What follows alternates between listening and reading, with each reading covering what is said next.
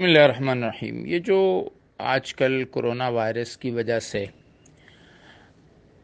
اس بات کو کہا جا رہا ہے اور ڈاکٹر حضرات ہم سے کہتے ہیں کہ مصافحہ لوگوں سے نہ کیا جائے، تو مختلف جگہوں سے اس بات کے سوالات آ رہے ہیں کہ اب سلام کے لیے کیا کیا جائے۔ مصافحہ نہ ہو تو کیا سینے پر ہاتھ رکھا جائے؟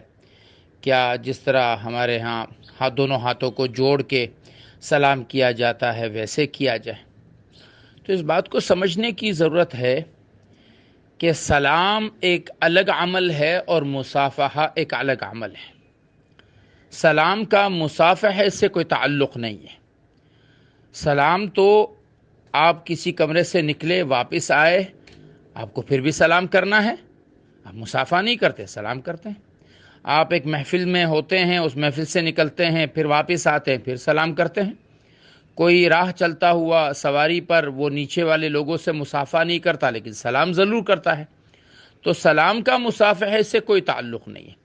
مصافحہ تو ملاقات کا ایک علامت ہے کہ آپ کسی سے ملتے ہیں تو آپ اس سے مصافحہ کر لیتے ہیں۔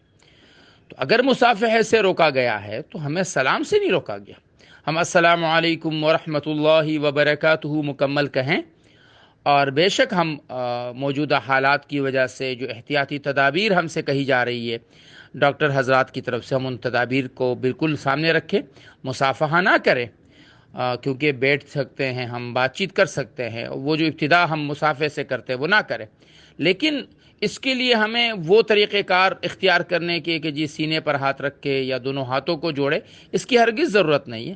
ہمارے پاس سلام ہے اور سلام سے کامل مکمل کوئی اور طریقہ نہیں ہے کہ جس سے ہم کسی سے ملاقات کے لیے جا سکتے ہیں۔